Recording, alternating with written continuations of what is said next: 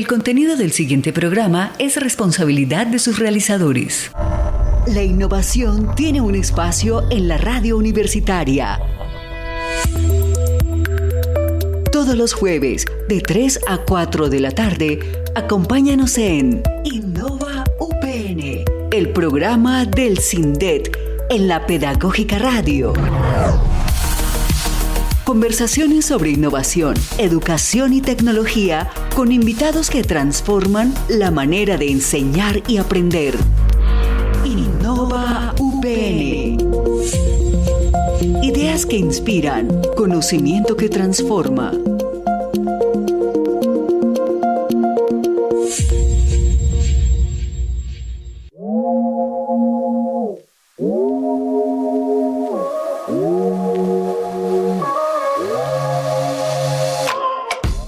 Señoras y señores, muy buenas tardes. Bienvenidos aquí a Innova UPN, este programa del Centro de Innovación y Desarrollo Educativo y Tecnológico CINDET de la Universidad Pedagógica Nacional.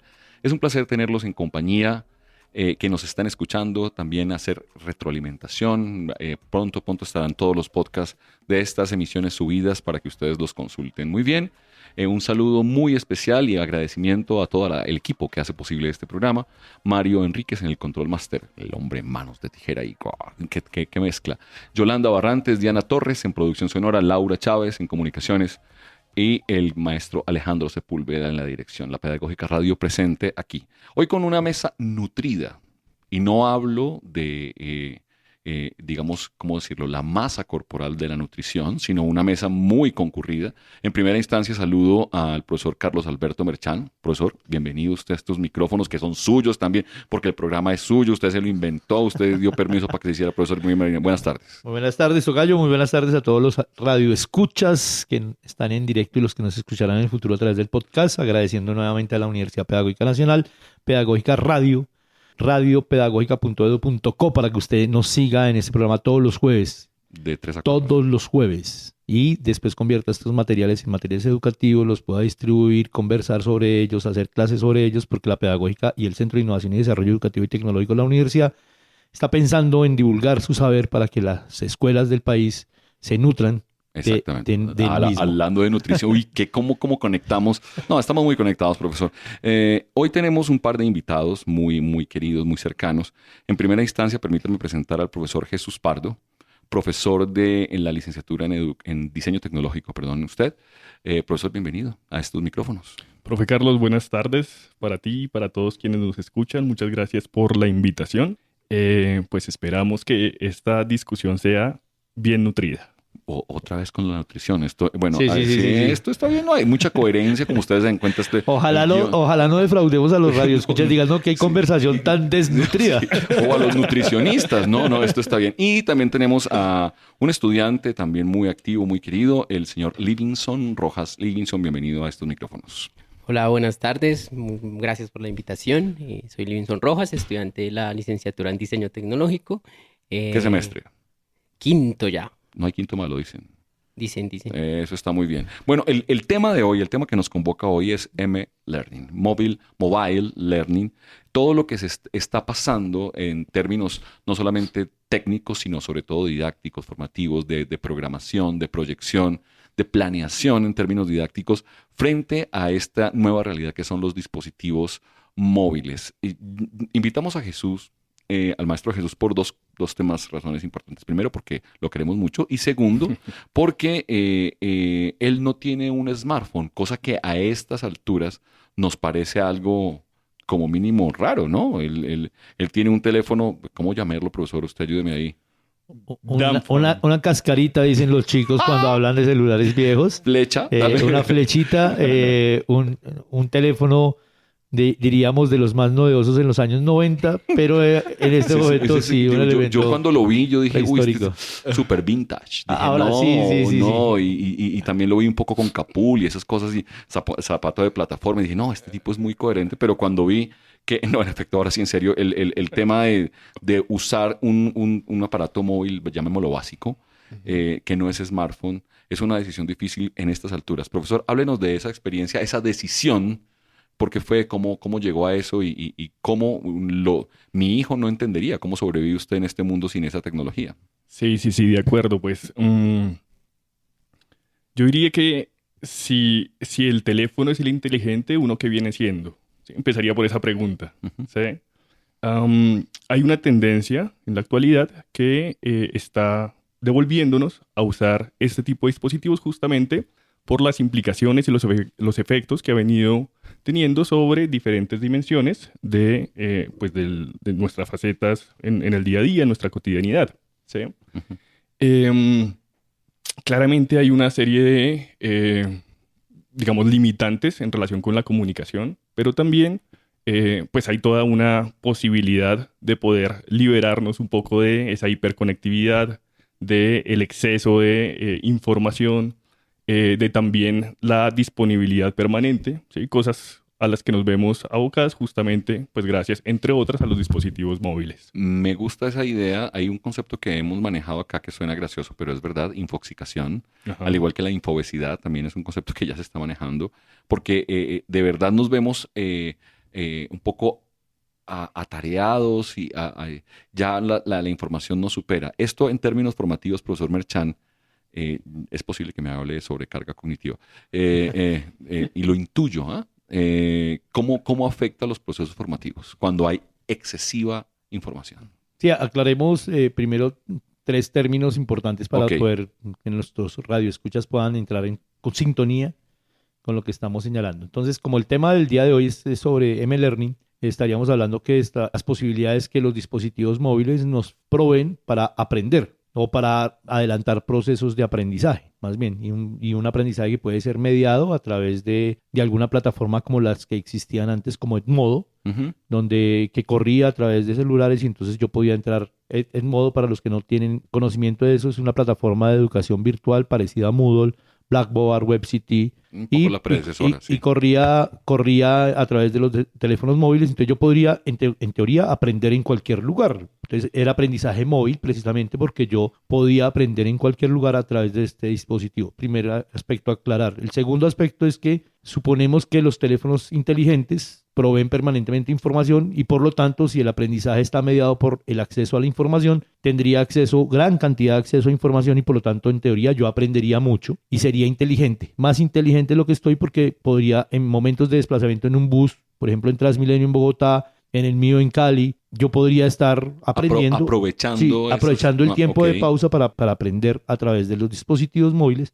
Y en tercer elemento, yo podría estar generando productos de carácter académico a través del móvil. No estoy hablando de correo, sino distribuir contenido, revisar tareas, ¿sí? Entregar información. Entonces, esas 3 posibilidades uno las ve bien como educador y las siente bien como educador. Y fue novedoso en el momento que apareció. Se plantearon además otras posibilidades de aprendizaje con tutoriales, software, aplicaciones que estaban corriendo en el teléfono y me permitían eso. Y de ahí viene el tema de las pantallas, porque las pantallitas que tenían las flechitas no daban para todo ese tipo de información. Entonces las pantallas ya de 5 pulgadas por 15 centímetros permiten que yo tenga una mejor visualización. Entonces resulta raro que ahora un ciudadano, además educador de educadores, diga, me niego a usar este tipo de dispositivos cuando podría estar perdiendo la oportunidad de aprender, de enseñar, de producir contenidos. Sí, por eso hablé de decisión. Sí, entonces, en ese caso, sí hay una desintoxicación de información, pero sobre todo creo que hay una recuperación de la libertad. Y nos desviaríamos de pronto por allí porque el teléfono tiene otra línea. Sí. Es que ese es el lado bueno de la venta de los teléfonos, porque nos dicen, nos sirve para todo esto, nos pone disponibles, pero nos pone disponibles, por lo tanto perdemos libertad, privacidad, y ahí creo que Jesús, la decisión va en esa línea. Entonces, en este aspecto considero muy importante que nuestros radioescuchas entiendan que no estamos en contra de los celulares, sí, sino que queremos conversar precisamente porque esta innovación tecnológica se constituiría en una posibilidad pedagógica. Sí, nos parece importante, ya le vamos a dar la palabra a Livingston. Entonces, hablemos un poco de la ubicuidad, ¿no? De esa posibilidad desde diferentes elementos y también pues el fácil acceso o accesibilidad. También la adaptación a esos ritmos y tiempos de cada estudiante en el sentido de que puede hacerlo en sus momentos, en sus tiempos, como quiera. Igual lo que hoy ofrece frente a interactividad. Hoy los aparatos ofrecen interactividad. Pero ¿qué hay de eso que se llama personalización del aprendizaje en tanto que los contenidos siguen siendo un poco estandarizados y ahí no se tienen en cuenta varios elementos. Y llegaremos a hablar más adelante de una plataforma como Duolingo, que es un paradigma, de hecho, del mobile. Entonces, maestro Jesús, frente a ese elemento de personalización, ¿qué se ha trabajado, qué conoce, qué ha hecho al respecto? Bueno, pues digamos que los teléfonos inteligentes en general facilitan justamente la generación de diferentes plataformas que le permitan a los usuarios el poder, digamos, disponer de unos ritmos propios en términos de aprendizaje, unas libertades y flexibilidades en términos de los horarios. Tú señalabas ahorita la ubicuidad, digamos, el poder estar en cualquier lugar y momento aprendiendo. El profe Merchant también lo señalaba. Sin embargo, digamos, para problematizar, yo diría, bueno, ¿qué tanto podemos aprender si estamos viendo una clase en Transmilenio, por ejemplo? ¿Sí? O estamos desplazándonos en el, digamos, en el espacio físico, o por el contrario, tenemos la capacidad de poder, pues, prestar toda nuestra atención a ello. ¿Sí? Sí, esa discusión la teníamos hace unos años con el profesor Merchant. Ganó, me silenció. Porque, ahora sí, porque es que no toda la información, no todos los contenidos requieren los mismos niveles de concentración. De acuerdo. Entonces, una cosa es escuchar un podcast, una cosa es escuchar, sí, pero ya una clase en donde el profesor está explicando, ¿sí? O adaptamos el contenido, o el profesor, y ya hace poco veíamos programas que ya hacen podcast de PDFs, etcétera, etcétera, con mediana fidelidad,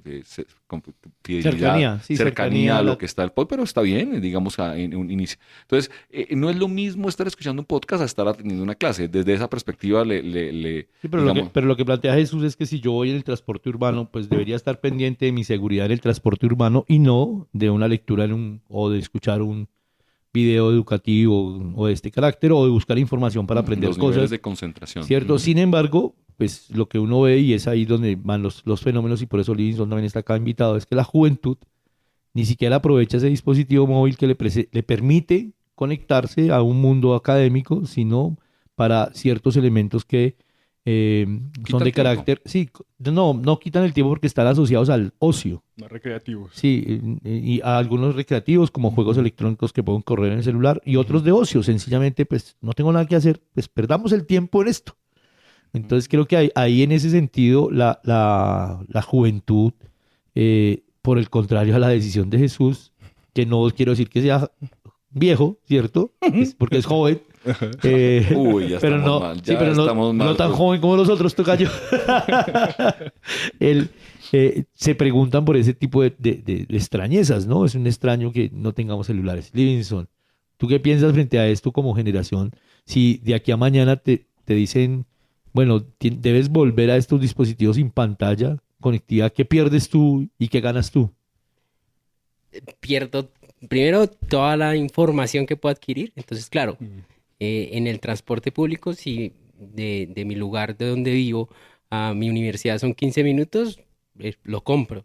Pero si son 2 horas, ida y vuelta, 4 horas de mi vida desperdiciadas en estar con todos mis sentidos en el transporte público, mientras estoy haciendo una carrera, que me ponen lecturas, que me ponen trabajos. Entonces, ¿cómo puedo hacer eso sin seguir de largo y sin afectar mi salud como mental también y física, ¿sí? Entonces, claro, el transporte público para hacer lecturas, pues es increíble. Uno se sienta en el Transmilenio, en el piso, porque no hay donde sentarse.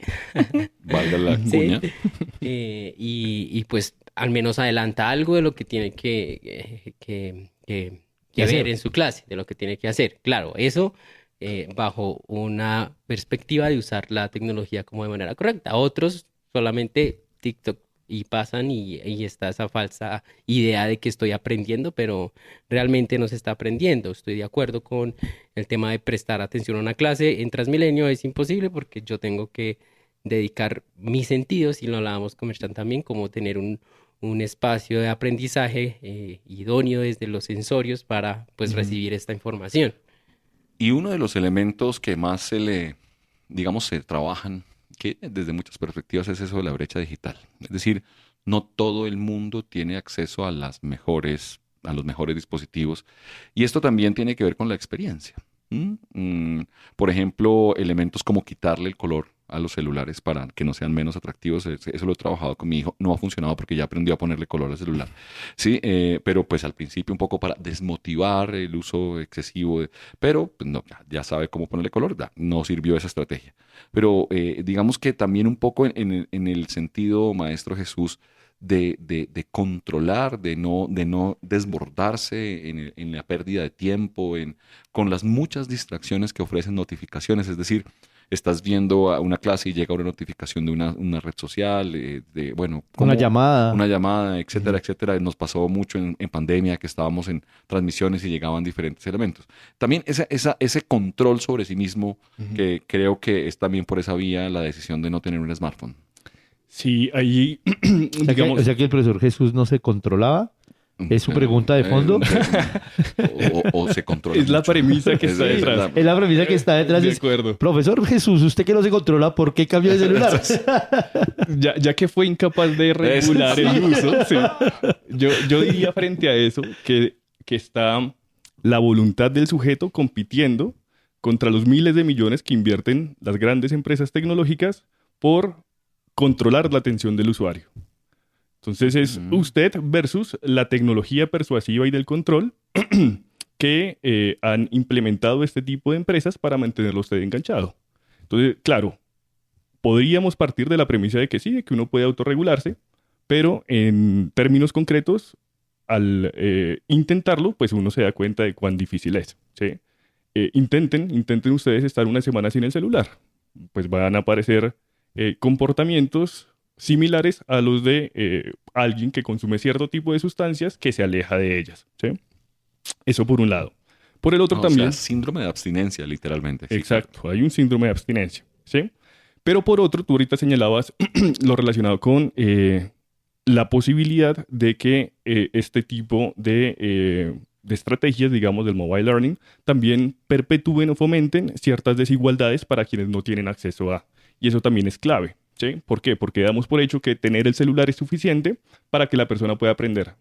Yo diría, no es suficiente. Conexión. Claro, conexión, datos. De acuerdo, ¿sí? Pero también el tipo de contenido, ¿sí?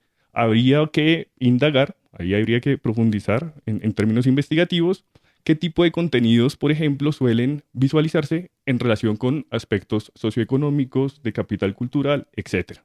¿Sí? A ver quiénes consumen más cierto tipo de contenidos, qué aplicaciones, cuánto tiempo utilizan, etcétera, etcétera. Está aquí, como ustedes ven, arrojando ideas para la innovación pedagógica y la investigación en el aula del profesor Jesús, que es parte de lo que hace el Centro de Innovación para que nuestros radioescuchas vayan aprendiendo las dinámicas de este nuevo programa y espacio de divulgación. Profesor Jesús, yo quería preguntarle frente a ese escenario de la autorregulación, señalaría entonces que sería imposible que chicos más jóvenes, estoy hablando primaria, algunos de secundaria, por ejemplo, hasta grado octavo, no tendrían la condición cognitiva y moral para autorregularse frente al contenido de dispositivos móviles. Pero los más grandes, porque pues, estamos hablando de los universitarios, como el caso de Livingston, ¿ya tendrían la posibilidad o tampoco? ¿Fracasamos en eso? Yo creo que habría que ver hasta qué punto, y lo articularía de hecho con la categoría kantiana de mayoría de edad, el solo hecho de ser adulto, ¿sí? De ser mayor de 18 años, es suficiente para poder disponer de ciertas decisiones que faciliten el uso y consumo de los dispositivos móviles, ¿sí? Eso por un lado. Y por el otro, habría que ver si las prácticas, los hábitos que solemos asociar a el uso del dispositivo móvil, pues se pueden dirigir de forma tan voluntaria hacia el aprendizaje, ¿sí? Tú señalabas ahorita Claro. Las notificaciones, el TikTok, etcétera. Pues, ¿qué tanto podemos controlar, digamos, el prescindir de ese tipo de escenarios? Es clarísimo. Profesor Livingston, en temas de trabajo con comunidades, trabajo popular, ¿cómo se aborda el asunto de trabajar con los móviles, con las condiciones que haya? ¿Sí? En algunos contextos que hemos visitado con el profesor Merchan, en comunidades, vemos que chicos tienen celulares de gama media y alta.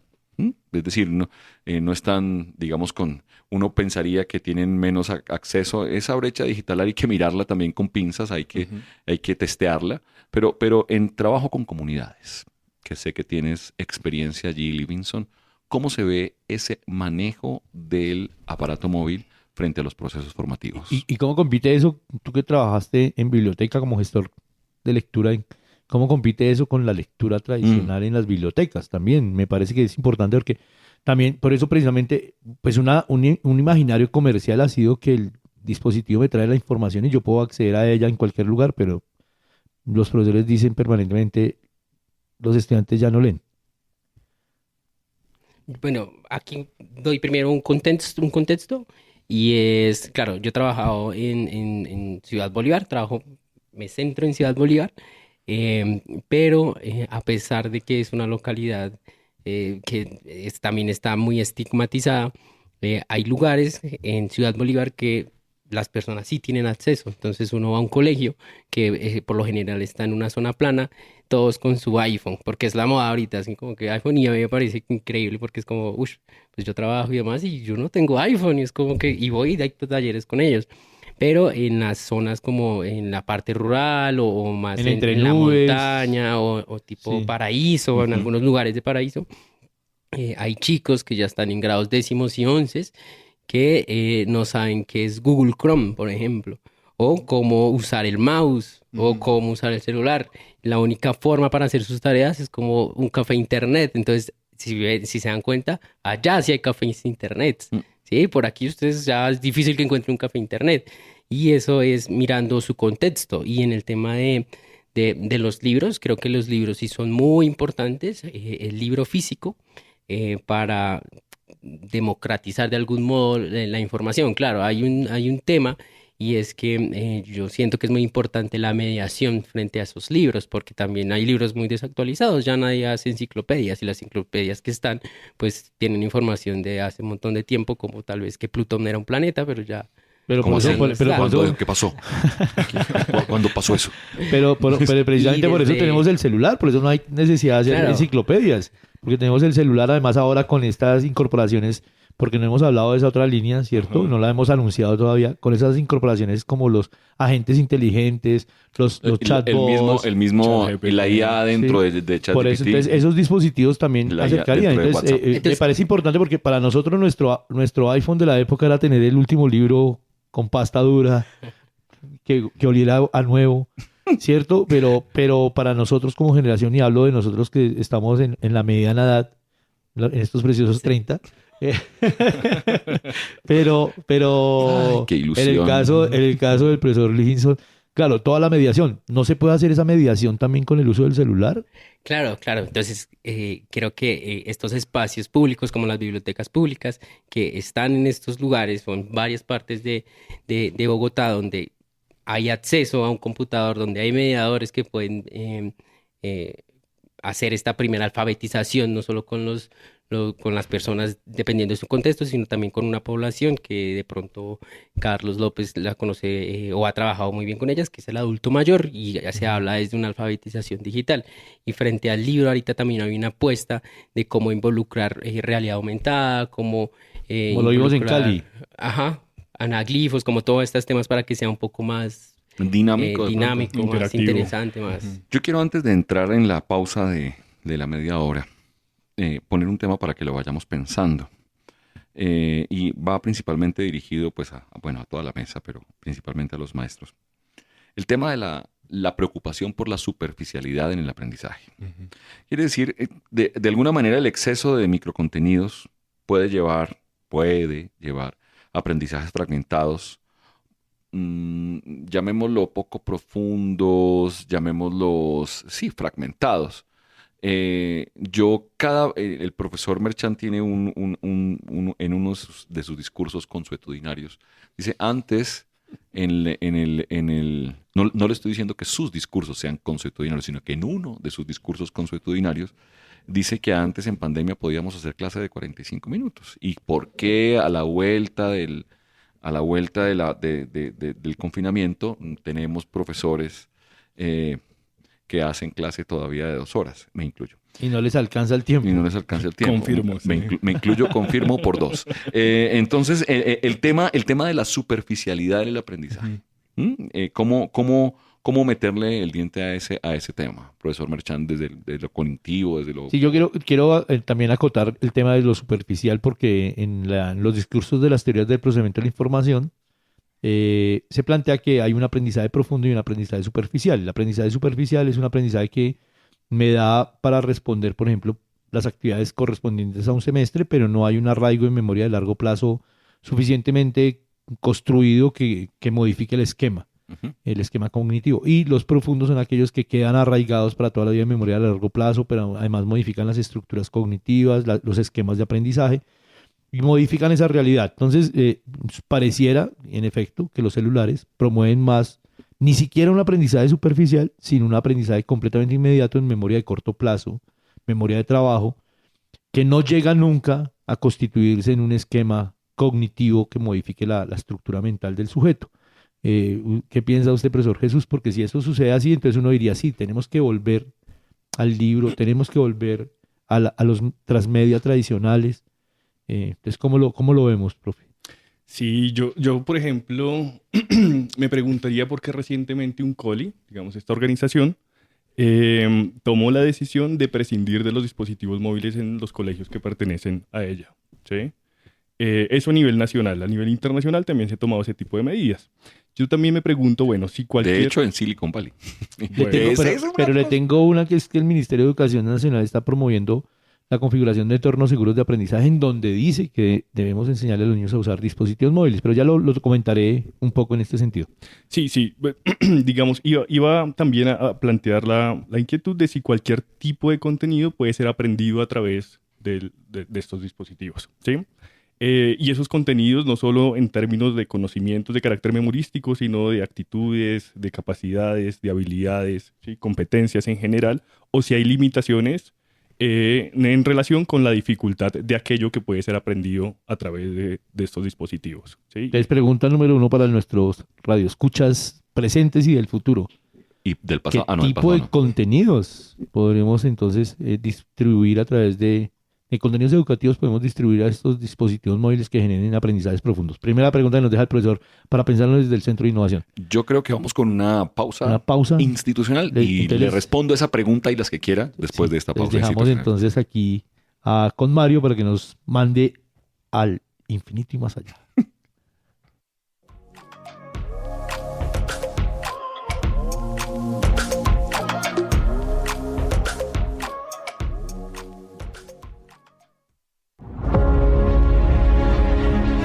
La Universidad Pedagógica Nacional promueve una educación inclusiva y de calidad, adaptándose a las necesidades del contexto colombiano, ofreciendo programas de pregrado y posgrado que forman profesionales comprometidos con el desarrollo social. Universidad Pedagógica Nacional. 70 años siendo la educadora de educadores.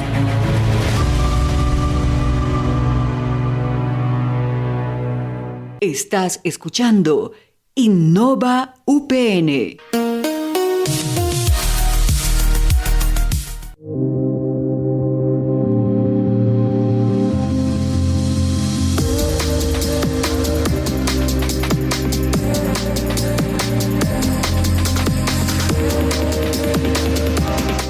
Seguimos aquí en Innova UPN, el programa del CINDET, del Centro de Innovación y Desarrollo Educativo y Tecnológico. Hablando del mobile learning, esta tendencia que se ha venido tomando fuerza en estos últimos años a propósito de toda esa portabilidad y disponibilidad no solamente de los celulares, también de las tablets, también de otro tipo de todo aquello que sea portátil y que esté más al alcance de la mano de las personas.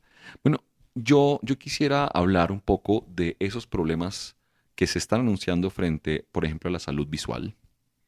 todo el tema Postural. de la postura, exactamente, todo el tema de los dolores de espalda, bueno, etcétera, etcétera. Todo eso tenemos de las manos, etcétera. ¿Qué información tenemos al respecto, maestro Jesús o profesor Merchán o Livingston? Bueno, pues digamos frente a eso, al ser un campo que está hasta ahora tomando fuerza, se están adelantando investigaciones que permitan ver justamente esa relación, ¿cierto? En términos motrices, no tengo, digamos, mayores comprensiones. Sé, por ejemplo, que la mayoría de investigaciones han girado alrededor de la salud física, perdón, de la salud mental, y han tratado de establecer correlaciones entre el uso, digamos, de estos dispositivos y aspectos como la ansiedad, depresión, etcétera, ¿sí? También, digamos, habría que ver de qué manera estas nuevas estrategias, pues justamente pueden tener repercusiones sobre aspectos motrices, sobre la capacidad de concentración, bueno, etcétera, etcétera, ¿sí? Profesor Merchán, ¿algún comentario? Sí, varios. De hecho, les decía en clase en el programa de diseño que algunos ya ha avisorado que perderemos 3 dedos de la mano y quedará solamente la pinza. Porque pues con los dispositivos móviles generalmente utilizamos el índice, ¿no? El pulgar, pero no los otros dedos. Entonces esos dedos tenderán a desaparecer por mera evolución, porque no serán necesarios. Y entonces también se anuncia que si los mundos virtuales van a empezar a ser inmersivos y el hombre va a poder trabajar todo a partir de elementos como el parpadeo, el habla, pues ya no habrá necesidad de trabajo manual. Esa es una perspectiva, ¿no? Futura de lo que podría traer en términos de la salud. Pero en términos de la postura, no solamente está el tema de la mano, de la incorporación y del túnel carpiano, de la incorporación de algunos elementos que hacen que las cargas afecten la muñeca, la postura en la columna porque la visión siempre está hacia abajo, el celular cada vez más con una retroiluminación que afecta la fatiga visual. La fatiga visual.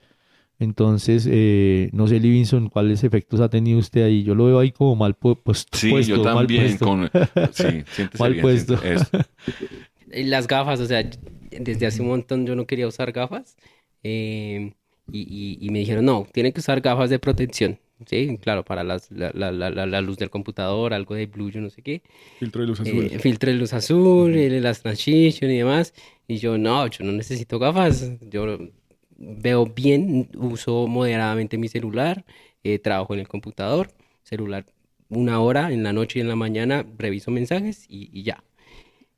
Pero al final, como 3 meses, 4 meses, me dijeron, no, ya ahora lo suyo es estigmatismo, hipermetropía. Y sí o sí tienen que usarlo, o si no, eso va a avanzar. Entonces, claro, a pesar de que me cuido como con mis sentidos, con mis oídos también, creo que sí es lo que dice, es un tema de evolución y ahorita estoy usando gafas, por ejemplo, y tienen que ser permanente. Y sí me doy cuenta que ahora puedo trabajar más, eso es lo otro, y también me hace reflexionar, y es que claro, ahora puedo estar más tiempo en el computador y ahora puedo trabajar mucho más tiempo en el computador sin cansarme, por ejemplo. Bueno, sin manotear, profesor. Hay un tema que Pero tocó... Tocayo, es que quería mirar, porque nos fuimos a la pausa con una pregunta interesante y yo esperaría que Pensé que no se acordaba, no sí, lo logré. Que nuestros radioescuchas puedan contestarnos allí en sus mensajes y demás. Profesor Jesús, usted estaba anunciando varios de esas cosas que deberíamos preguntarnos frente al tema del aprendizaje a través de móviles. Entonces, una era si todos los contenidos eran válidos. ¿Cuáles otras preguntas tenemos allí? Porque de ahí pueden salir proyectos de investigación y de trabajos de grado, no solamente para Livingston, sino para todos los jóvenes investigadores del país que nos escuchan, magísters y doctorandos, porque esta pregunta fue de doctorado, ¿no, profesor Jesús? Además, muy Bourdieu y muy de todo. Sí. Yo creo que también ya en términos más de carácter pedagógico uno podría preguntarse con qué habilidades debe contar un docente para poder implementar, digamos, este tipo de escenarios y de estrategias y de recursos, ¿sí? La pandemia reflejó que no era suficiente un computador y una cámara y un micrófono para poder adaptar los escenarios de aprendizaje, porque también requería ciertos esfuerzos en términos de las herramientas que utilizaba, de cómo captar la atención cuando un estudiante pues tiene toda la libertad de no encender su cámara, de que lo mandan a comprar el pan mientras está en clase. Digamos, ese tipo de cosas también son problemáticas. Lo que no han dicho es que era clase de panadería.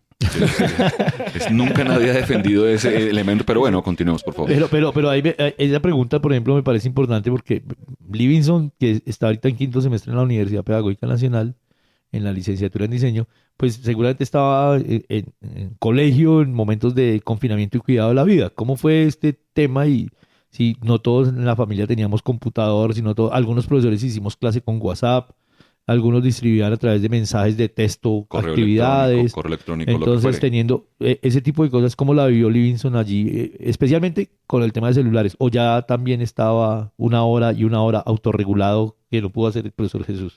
No, creo que ahí sí hubo un problema frente a mi atención.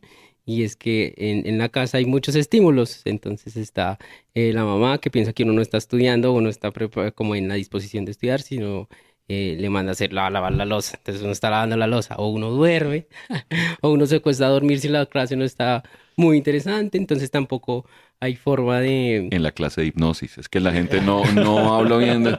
Sí, qué cosa. Y además que también suelen ser muy largas. O sea, ahí sí es como 2 horas prestando atención en un computador. Es mucho tiempo. Celular.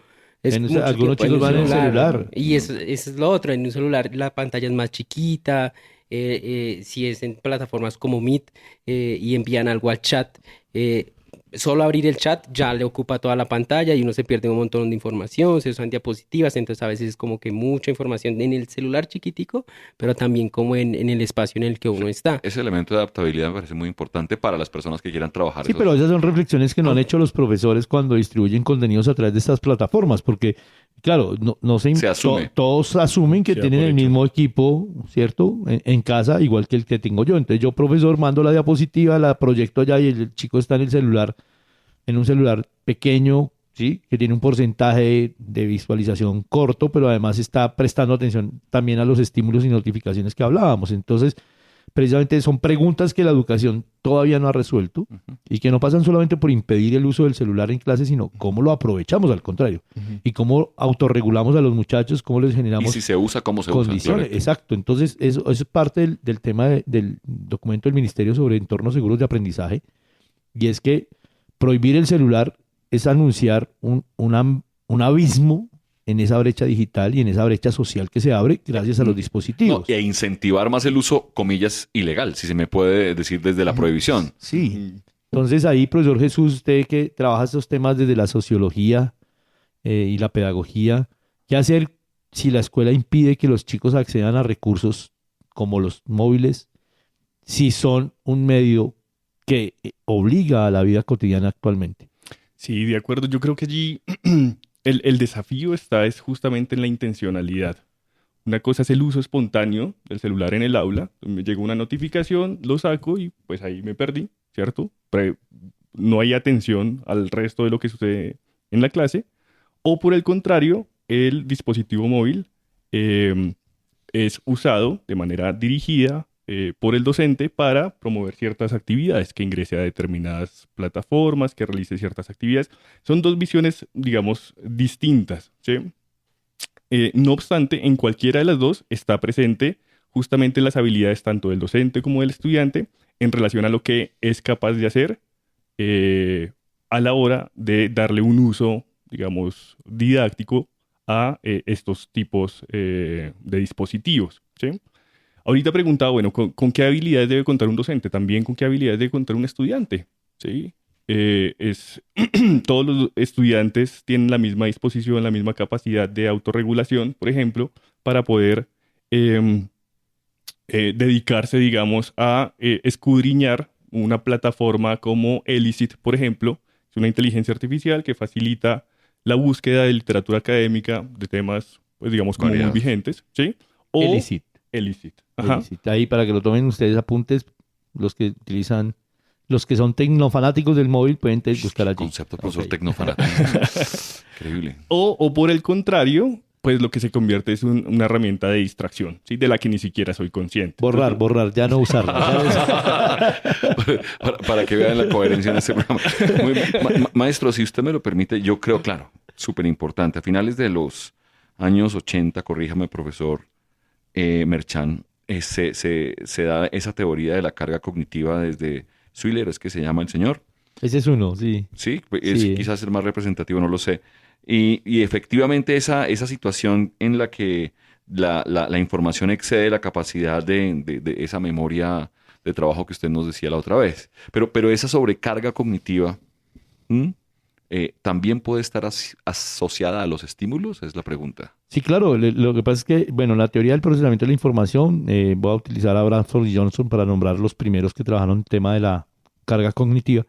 Señalan que la cantidad de estímulos que pueda yo tener en términos de estimulación sensorial afecta mi procesamiento, porque pues yo, si por ejemplo estoy leyendo un libro, pero además estoy escuchando radio, pero además estoy viendo a mi mamá qué está haciendo, pero estoy viendo el televisor o estoy incluso amarrándome los zapatos, estoy haciendo 5 actividades que implican una distribución de la atención y que en algún momento me perderé de alguna de ellas, y ahí hay una condición de sobrecarga que en términos computacionales se llamaría un buffer, que es cuando el computador se queda pensando y trabado allí, trabado y no... Porque está haciendo tareas. Porque está haciendo tareas en paralelo. Ok. El computador no está pensado para trabajar en paralelo todavía. Nosotros sí, pero a nosotros también nos pasa eso. Entonces, esa sobrecarga cognitiva impide que la información sea realmente procesada, o que el procesamiento sea muy, muy superficial y no entre en sentido estricto al sistema cognitivo.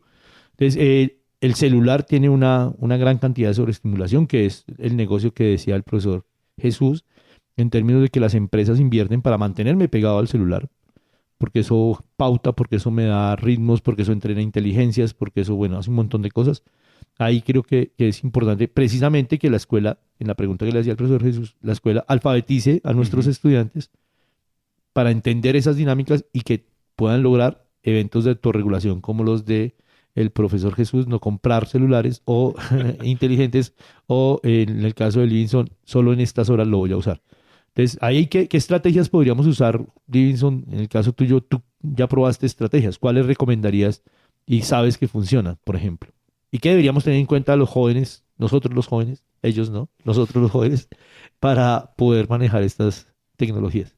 Bueno, yo entraba, o bueno, en primeros semestres entraba muy motivado a las clases, entonces lo primero que hacía era desactivar mis datos, ¿sí? Y dejaba el celular ahí. Desactivo datos, desactivo notificaciones y estoy 100% en la clase, ¿sí? Que me interesa aprender.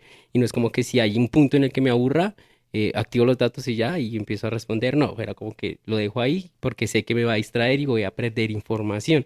Además que una clase, por ejemplo, de Merchan es información así, tan. Sobrecarga cognitiva, claramente. Es sobrecarga Más allá de la cognitiva. germana, más allá de la todo, intrínseca, extrínseca y cognitiva, la demás, y sobrecarga. Pero también creo que hay mucha importancia desde el autoconocimiento y desde el tema de la salud mental, ¿sí? Porque a veces uno se refugia, igual que en cualquier otro elemento, en el celular. Entonces, estoy triste, entonces me quedo 4 horas ahí porque no puedo procesar esta situación o esta... La evado quedándome conectado. Ajá, exacto. Y solo paso, y como está diseñado para que yo esté ahí tanto tiempo, tantas horas, creo que uno se termina enganchando. Hay algo también chévere desde el celular, y es que, o bueno, en el mío yo lo tengo programado para que me diga cuántas horas pasé en tal aplicación. Entonces aparece como una estadística. Esta vez pasaste 1 hora más en tal aplicación, y ahí me voy como regulando, entendiendo, claro, o eso partiendo de un proceso de reflexión, es que me está quitando tiempo para vivir, para hacer otro tipo de cosas, para compartir con ¿Y alguien. eso lo aprendiste tú en el colegio? ¿Quién te lo enseñó? ¿Cómo se enseñó eso? ¿Tú que vas a ser maestro? ¿Cómo lo enseñarías? Carlos López. Eso fue en la clase de Jesús, en la clase de Carlos López. De hecho, fue en la clase de modelos pedagógicos con Ricardo. Hay un autor que habla de el aprendizaje significativo y habla de pasar, o bueno, así parafraseando, a tener una reflexión frente a las experiencias que me pasan en mi vida, ¿sí? Y eso se vuelve significativo, pero tengo que reflexionar sobre esas experiencias. Si solo son experiencias, a pesar de todo lo que me pase, y no hay una reflexión de esas experiencias, pues no va a ser significativo, uno, para mi aprendizaje, y dos, si quiero cambiar algo. Es como cuando uno, si no se hace consciente de una situación que le está causando problemas, no la va a poder cambiar porque no es consciente de eso. Ok, gracias. Y Jesús, tú, digamos, ¿en qué fallamos para irnos al smartphone de los 80? No, yo no creo que sea una cuestión. De hecho, yo me considero una persona muy gomosa de las tecnologías digitales, pero también soy consciente de los desafíos que implica la utilización permanente de estas en términos del relacionamiento con el otro, ¿sí? Mi decisión, por ejemplo, tiene mucho más que ver con cuestiones de experiencias pasadas laborales que con cosas de aprendizaje, diría, ¿sí?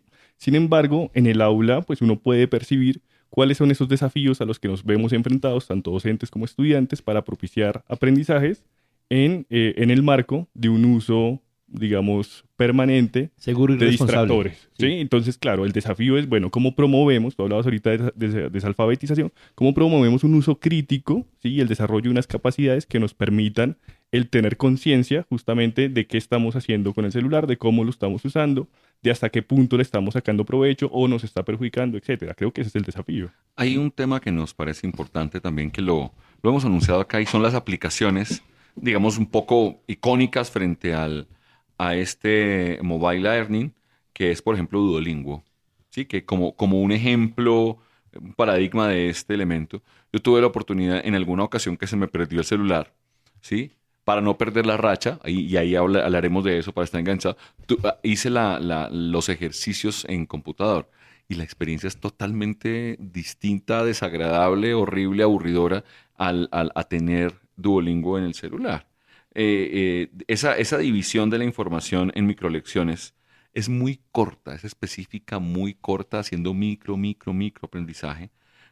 Pues claramente usa la repetición, pero la varía, ¿no? Supuestamente, digamos que va con una misma palabra, pero en diferentes presentaciones, etcétera. Sí, el conductismo funciona. En la memoria con repeticiones. Sí, ahora, ¿cuáles son los beneficios? Pues bueno, reduce esa carga intrínseca de la que seguramente hablaremos, al fragmentar el aprendizaje, y la extrínseca al tener una interfaz aparentemente simple y de fácil manejo. Mi hijo de 6 años ya estudia portugués en Duolingo. Sí, o sea, se vuelve muy, no sé, es que el término de intuitivo ahí lo podríamos... No, pero sigue enganchado, en el tema de lo enganchado, porque yo podría hacer una actividad, pero me conecto 2, 3, 4, 5 actividades en un día, ¿sí? Entonces, digamos que son los riesgos que Jesús ha venido nombrando. Para este tema de los aplicativos, toca yo buscando un poco la respuesta, porque les voy a proponer ahorita que al final, digamos, entonces, ¿cuáles serían las estrategias para promover un uso seguro y responsable del dispositivo móvil en actividades educativas? Y cuáles serían las cosas que deberíamos definitivamente prohibir en la escuela para el uso de estos dispositivos? Livingston decía vas a estar con el celular, pero sin datos, ¿no? Entonces eso. Y a nuestros radioescuchas les pediría que a través de radioupn.edu.co se conecten a la emisora y nos escuchen a través de TuneIn y distribuyan este contenido para que esta pregunta llegue a más maestros, y nos escriban a los correos del Centro de Innovación, profesor Carlos López. ¿A cuáles correos la respuesta de esta pregunta? Camerchan. No, a ese correo no se puede escribir. clopez@upn. clopez@upn.edu.co. Ahí puede buscar camerchan@upn.edu. Camerchan, ¿no? Para que no escriban con K de camerchan@pedagogica.edu.co, y nos pueden escribir, porque allí esto nos da ideas para nuevos programas sobre este tema tan interesante, porque es una de las preguntas. Entonces, ¿qué estrategias sobre entornos seguros responsables debemos tener alrededor de los móviles en el aula, y qué cosas debemos de verdad reglamentar que aparezcan en el manual de convivencia de las instituciones educativas públicas y privadas? Profesor Jesús. Responda a esa pregunta de tesis, profesor. Sí. De política educativa. Eso, usualmente él hace estas preguntas para amenizar, faltando 5 minutos para que uno... Esa es una estrategia. Para que la gente nos mande like y nos diga segundo programa, necesitamos un segundo programa. Bueno, claramente es algo que no hay una respuesta en este momento consolidada, diría yo. ¿Cuál? Hay intuiciones. Yo, digamos, diría, no podemos dar por hecho que el estudiante y ni siquiera el docente cuenta con las capacidades que le permitan hacer un uso crítico a priori del celular en el aula. Habría que desarrollarlo y eso implica un ejercicio paulatino, progresivo, consciente, premeditado para desarrollar esas O habilidades. sea, esas condición número capacidades. 1, promoverlo por edades. Por edades y por niveles, por grados. También habías mencionado otra estrategia que es según la actividad intencional y dirigida. Ujú. Ya, segunda estrategia. Otra estrategia. Tal vez el uso en función de la planeación de la clase en particular, entonces ver de qué manera ciertos momentos o ciertas actividades de la clase puedo apoyarme en herramientas de las que pueda hacer uso del ¿Qué prohibiría, smartphone. profesor? ¿Con qué no va? Que no, pero piénsesela mientras Livingston. Livingston nos contesta la primera positiva. A ver. Vale, yo creo que debe haber una conexión entre las personas, y me explico. Entonces, Duolingo, por ejemplo, ahorita voto una opción, hablando de Duolingo, que es que puedo hacer una racha con alguien, ¿sí? Entonces eso me da como no puedo perder como la confianza Sí, que me todo da el tema de la ¿sí? gamificación. Ujú. Pero eso lo digo también desde generar un contexto diferente para los chicos que están estudiando. Claro, yo estoy pegado a las redes sociales porque si no supe cuál fue el chisme que pasó esta semana, voy a quedar de una manera discriminado frente al grupo de amigos que se saben todo el chisme. Eso también creo que es importante en la educación o en mi aula, crear un espacio de chisme. Entonces, claro, si usted no conoce cuál es el chisme que el profesor me dijo esta vez por medio del celular, pues va a sentirse que no hace parte y se va a obligar a conocer ese chisme. Creo que esa puede ser una opción más desde lo individual, sino más como Claro, desde pensando que no solamente conexión. sean chismes, sino que también sean contenidos académicos. Ah, claro, le Sí, digo, lo claro, digo sí. chisme desde... Aclaramos. Sí, aclaramos. Además, porque todo lo que decimos en el aula es chisme, ¿no? Lo dijo Piaget, lo dijo Vygotsky. Primero lo dijo Auswell. Yo le estoy contando el chisme. Yo puedo participar en la encuesta, Por profesor. supuesto, Ay, muchas profesor. gracias, de verdad, yo le agradezco No, mucho. de hecho, usted cierra, ¿no? Usted Yo cierra no todas esas sabía, me hubiera conclusiones. dicho eso. Por lo que no miró el celular. Yo lo haría de manera híbrida. Yo lo seguiría usando como apoyo. Es decir, la clase presencial tal. El problema es cuando uno está dando clase presencial y está mirando el celular. Digamos que ahí hay esa dispersión que tú anunciabas anteriormente, pero yo lo trabajaría de manera híbrida. Todavía no sería centrado en contenidos mobile, sino desde lo presencial hacia lo híbrido. En ese sentido lo haría yo. Vale, ahí en esa línea cierro con esto, que nos queda la pregunta negativa que prohibiríamos, es que el documento del Ministerio sobre competencias TIC para la formación docente señala que los docentes deben explorar, deben integrar y deben innovar con tecnologías en 5 competencias: la pedagógica, la tecnológica, comunicativa, de gestión e investigativa. E invito a los maestros a que se piensen desde lo pedagógico modos de integrar estos dispositivos a las actividades de aula. ¿Cómo lo harían? Por momentos cortos, como dice Jesús, por grados, lo harían a través de solamente escenarios de movilidad cuando no hay posibilidades de ir a la presencia, cuando tenemos estudiantes en condición de hospitalaria o cuando tenemos estudiantes con un alto rendimiento deportivo y tienen que irse a un torneo. ¿Cómo lo pensarían ustedes para que estos dispositivos, como lo propuso Jesús, Livingston y Carlos, estén dentro de los ambientes de aprendizaje, pero de una manera segura y responsable? ¿Y qué prohibiríamos? Sí. Ahorita, por supuesto, Respuesta en 30 segundos. 30 segundos. Sí, que es el reto, profesor. 29, 28. Una sola Continúa. palabra. Yo no estoy seguro de que se pueda responder qué se prohíbe y qué no, sino más bien cuáles son las condiciones que facilitan el decidir qué se debe prohibir y qué no. Criterios. ¿Sí? Es decir, cuáles son esos escenarios, esos actores que están participando, de manera tal que la decisión no sea una decisión universal, sino que sea contextual en función de lo que el ambiente de aprendizaje está posibilitando. Políticamente correcto. ¿Correcto, profesor? Es sociólogo. Sociólogo. La verdad yo no sé qué prohibiría. Creo que Es una pregunta difícil. es una Una pregunta difícil, también profesor porque me Carlos. gusta Yo prohibiría alargarse, profesor. Mira, aquí el profesor nos están diciendo. Mario. Bueno, yo realmente no entraría en restricciones, obviamente con todos los temas de seguridad, de contenido para adultos, de esos elementos que también son riesgosos. No, yo me iría más por ese lado de ciberseguridad en ese sentido. Ok, bueno, les dejamos ahí, yo no les voy a dar la respuesta, pero esperen desde la Universidad Pedagógica del Centro de Innovación y Desarrollo Educativo un número del boletín, que ya viene el 5. Vamos a procurar sacar un número sobre esto para pensarnos esos entornos seguros de aprendizaje responsables con tecnología móvil. Profesor Carlos, bueno, muy bien. Cerrando. Como usted ordene, profesor. Muy bien, señoras y señores, muchas gracias por su sintonía a la mesa de trabajo. Muchas gracias. Así fue esta emisión de Innova UPN. Nos escuchamos en 8 días.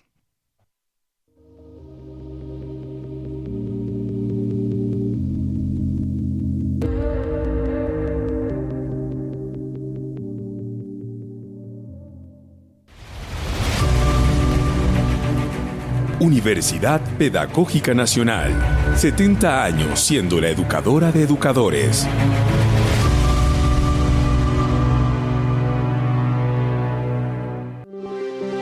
Quédate con las voces y los sonidos que enseñan de la Pedagógica Radio.